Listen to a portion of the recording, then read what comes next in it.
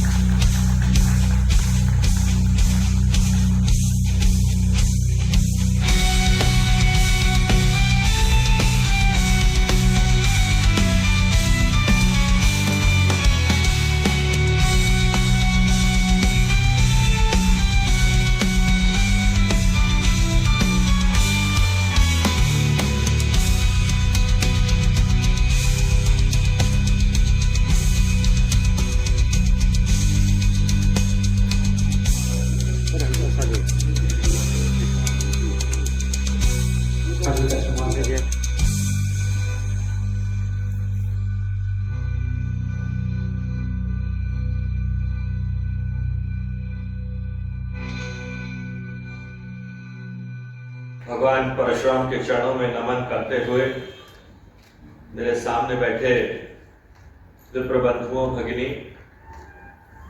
विद्वज्जन, सभी समाज के लोग यहाँ बैठे हैं, मैं उनकी उपस्थिति को प्रणाम करता हूँ। और जो अभी हमारे अध्यक्ष भाई अभिषेक शर्मा जी ने कहा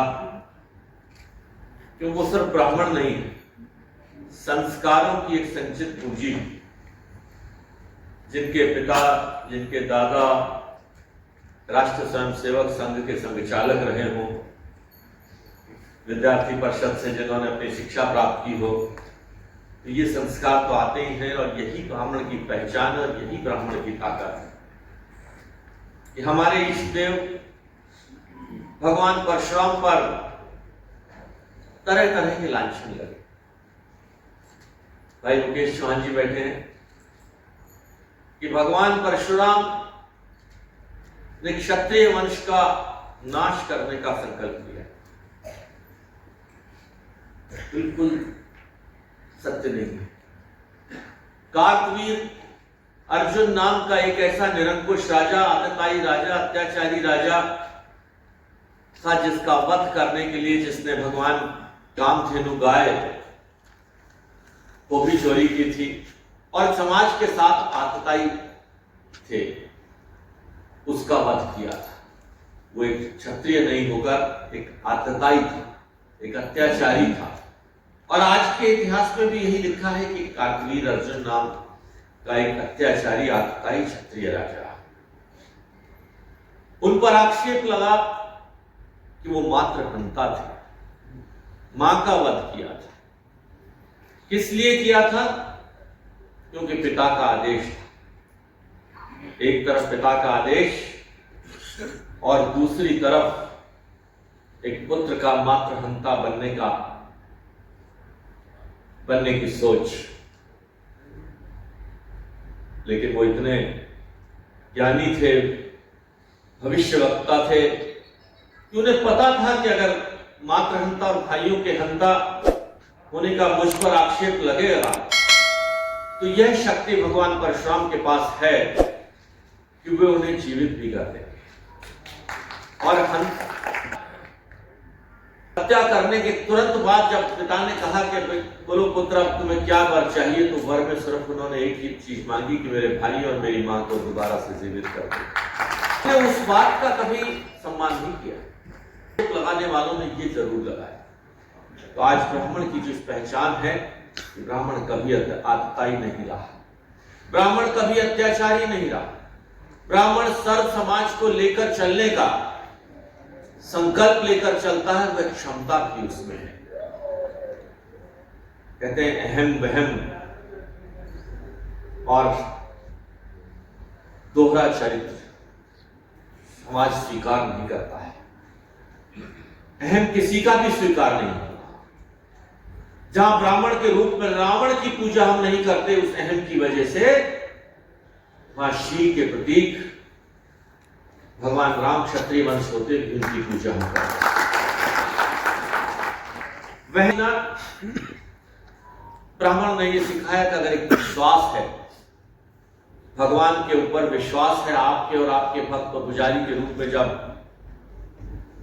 कोई छोटा पुजारी जिसकी शायद आर्थिक हालियत नहीं होती, लेकिन वह अपने आने वाले भक्त और भगवान के बीच में सेतु का काम करता है, वह पुजारी, और ये कहकर भक्त को कि चलो भगवान ने आपको आशीर्वाद दिया है, तिलक दे देता है, एक फल दे देता है, कुछ और, अभी मुझे भी तो रुद्राक्ष मिले हैं, ब्राह्मण देवता ने आशीर्वाद में रुद्राक्ष दिए हैं। इन्हीं आशीर्वाद को ब्राह्मण के हाथ से प्राप्त कर है तो ये भगवान का आशीर्वाद दिया, भगवान दिया ब्राह्मण ने है, लेने वाला कोई भी हो सकता है। वहम नहीं है, बीच में विश्वास है। उस विश्वास की ताकत अगर कोई पैदा करता है सेतु के रूप में, तो वह ब्राह्मण ही करता है। और तीसरा है दोहरा चरित्र। मैं तो चोरी करूंगा, मैं तो अत्याचार करूंगा, मैं तो शराब पीऊंगा, लेकिन सामने वाले को कहूंगा तुम्हें नहीं करना है। समाज इसको स्वीकार नहीं करता है। इसलिए ब्राह्मण से पहले अपेक्षा यह होती है कि वह ब्रह्म से जुड़ी हुई सभी वस्तुओं का धारण करें, चाहे वो तप हो, चाहे वो जप हो, चाहे वो उपासना हो, उन सब का धारण करे। और जब धारक होने के बाद जब वह सामने वाले के सामने प्रवचन करे, ज्ञान की बात करे, तो समाज उसको स्वीकार करता है। लेकिन उससे पहले उस ब्राह्मण को इन सारी स्थितियों से गुजरना होता है। द्विवेद वाले 2 वेद वाले द्विवेदी कहलाए, 3 वेद वाले त्रिवेदी कहलाए, 4 वेद वाले चतुर्वेदी कहलाए, और अग्नि करने वाले अग्निहोत्री कहलाए, और वेदी बनाने वालों को वेदी कहा गया। ये ब्राह्मण की विभिन्न कार्य थे, विभिन्न स्पेशलिटी थी, जिनका ज्ञान प्राप्त कर कर वो समाज के सामने जब खड़ा होता है तो अच्छे से अच्छे राजाओं का भी मस्तक झुक जाता है। अच्छे अच्छे बड़े अहंकारी, बड़े बलकारी, बड़े राजा के दरबार में चाहे शक्ति का प्रदर्शन करने वाला कोई नहीं था, लेकिन सलाहकार के रूप में एक ब्राह्मण हमेशा, अकबर जैसे राजा के यहां भी बीरबल जरूर था, ब्राह्मण था। चंद्रशेखर आजाद, रानी लक्ष्मीबाई की कहानियां तो हम सब लोग किससे तो हम सुनते सुनाते रहेंगे। हाँ, मुझे कष्ट एक जगह जरूर हुआ था, जब एक स्कूल के बच्चों के रूप में उन्होंने कहा, और कुछ बड़े भी लोग बैठे थे, मतलब उन्हें ये नहीं पता था कि रानी लक्ष्मीबाई ब्राह्मणी थी।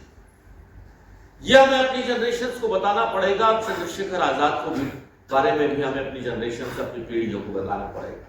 वो काम आज भाई गिरीश मिश्रा जी ने किया है, लोकेश त्रिपाठी जी ने किया है, अरुण जी ने किया है, और उनके संगठन के सभी लोगों ने मिलकर काम किया है। हम सबको यहाँ एकत्रित किया, इकट्ठा किया, कुछ घंटे 2 घंटे आपस में एक दूसरे के विचार का आदान प्रदान, सुनने सुनाने समझाने का समय दिया है। और आपके सामने उपस्थिति है अपने ब्राह्मण समाज के वो प्रतिनिधि लोग, हमारे दोनों नेता हमारे बीच में आए थे। राजनीतिक व्यक्ति नहीं है ना गिरीश जी,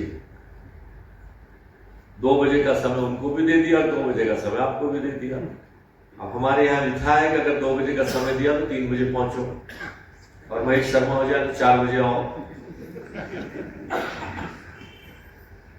वो बेचारे भले लोग थे, और गिरीश जी भी सीधे लोग थे, तो उन्हें 2 ही बजे का समय दोनों को दे दिया। दोनों आए थे, दोनों ने अपना, हमारे समाज के बहुत बड़े नेता हैं दोनों वो, उनकी उपस्थिति को, उनकी एब्सेंस में भी मैं प्रणाम करता हूँ। साथियों, मंच पर उपस्थित हमारे अध्यक्ष भाई अभिषेक जी, ब्राह्मण समाज के लिए जो हमेशा काम करते रहते हैं, त्रिलोक शर्मा जी, उमानंदन कौशिक जी, विश्व हिंदू परिषद के लिए काम करते थे, हैं ब्राह्मण पक्के, और बजरंग दल में भी काम करते थे। और कहीं मंदिर की कहीं मूर्ति होती ना लगवानी हो, किसी का मंदिर ना बन रहा हो तो ठेका दे दो, 24 घंटे में मंदिर बना देते। लेकिन वाले, और इन्होंने देखा, मैंने भगवान परशुराम की जय नहीं बोली, मैं नोट कर रहा, जय श्री राम। कोई बात, ये बुरा नहीं है, क्योंकि परशुराम में भी राम है, राम में भी परशुराम है, उसमें कोई गलत नहीं है। ये बता रहा हूं कि ब्राह्मण होते हुए भी भगवान राम के मुख का उच्चारण निकलना, इसका मतलब ब्राह्मण कभी भेद नहीं करता, भगवान में करता ना इंसान में करता है। यही भारत की घटना है। अभी परसों ही हम और विधायक पहली बार परिचय हुआ ढंग से, वैसे तो चलते फिरते होता रहता था। भाई संजीव शर्मा ग्रेटर नोएडा के इंडस्ट्रीज एसोसिएशन के अध्यक्ष के रूप में, वहां रात को मैं सवेरे से 12 प्रोग्राम कर चुका था। मैंने उनको फोन किया, मैंने कहा यार काम चल जाए तो चला लो, नहीं यहाँ से ग्रेटर नोएडा आऊंगा, फिर वापस आऊंगा तो 10 बजे पहुंचूंगा। ये 10 बजे तक वहां 250 से ज्यादा ओरिजिनल एंटरप्रेन्योर, जो युवा एंटरप्रेन्योर थे, वो वहां उपस्थित थे। और उसके बाद फिर 1 घंटा कार्यक्रम और चला। उस संगठन शक्ति को भी मैं आपकी को धन्यवाद देता हूँ। प्रिय पुत्री पल्लवी जब बोल रही थी तो मैं बाहर रुक गया था, मैंने कहा बीच में डिस्टर्ब ना करो, अगली पीढ़ी इनकी है। अच्छी बात है, अपने समाज की, अपने धर्म की बात अपने बच्चों को पहले, सबसे पहले इसकी एक्चुअली घर परिवार होता है। घर परिवार में जब हर वक्त ये चर्चा होगी तो बच्चे भी थे। आज पल्लवी का बेटा हनुमान चालीसा कंठस्थ, रुद्राक्ष मंत्र पूरी तरह से कंठस्थ सुनाता है, मात्र 9 साल का बालक है। एक ऐसी ज्ञानी से मेरा परिचय और हुआ था। शुरुआत हुई तो मैं समझ गया कि मैं कुछ है, मटेरियल है। ऐसे भाई दीपक भारद्वाज जी हमारे बीच में बैठे हैं, और आप सबकी उपस्थिति को मैं पुनः प्रणाम करते हुए एक लाइन कहकर अपनी बात करता हूं कि ब्राह्मणों को इकट्ठा करने की ऋषि को जरूरत क्या होगी? क्यों? अरे भाई, ताकत, कोई कहानी सुनते हैं लकड़ी का पिंडल बनाया नहीं टूटा किसी से। ताकत झुंड में है, झुंड चींटी का भी है, झुंड बड़े हाथी का भी है, हाथी भी झुंड में रहता है, और झुंड शेर का भी होता है। ये झुंड की ताकत को, आपकी कितनी ताकत है, उस झुंड की ताकत को बनाए रखना अपने संरक्षण के लिए।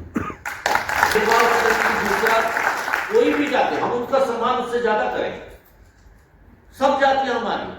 ये ब्राह्मण की सोच होती है कि सर्वे भवन्तु सुखिनः सर्वे सन्तु निरामयाः। ये ब्राह्मण की सोच है कि वसुधैव कुटुम्बकम् का भाव की, जो इस भाव को जो आगे ले जाने वाला व्यक्तित्व है वह ब्राह्मण। और ईश्वर ने वर्ण व्यवस्था जब बनाई तो लोग कहते हैं ब्राह्मणों ने ये किया, ब्राह्मणों ने वो किया। कोई बैठा है भाई, किसी के नजर में है किसी ब्राह्मण ने किसी पर अत्याचार किया? भाई 1650 से लेकर 1947 तक इस देश पर अंग्रेजों ने राज किया। उससे पहले 800 साल मुगलों ने राज किया। तो 1100 साल का इतिहास तो ये रहा। तो ब्राह्मण कहां से अत्याचारी हो गए भाई? राज अंग्रेज करेंगे, ब्राह्मण कहां से अत्याचार करेंगे? राज मुगल करेंगे तो ब्राह्मण की औकात थी कि वो अत्याचार कर ले।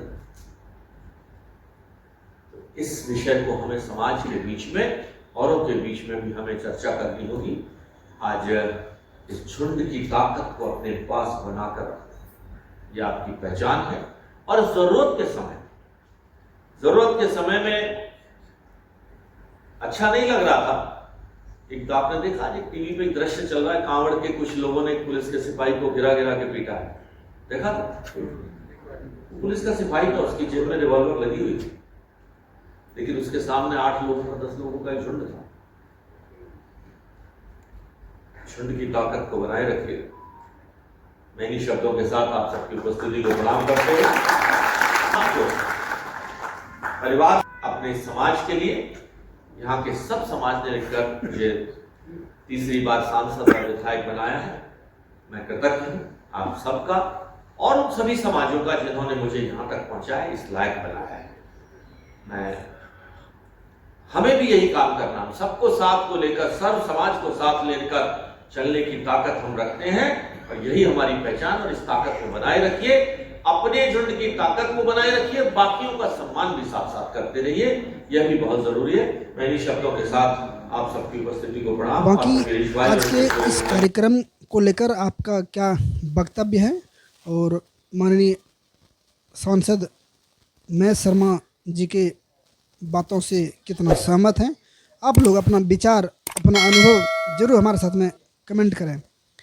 इस तरह के तमाम खबरों के लिए बने रहिए NCR हलचल के साथ।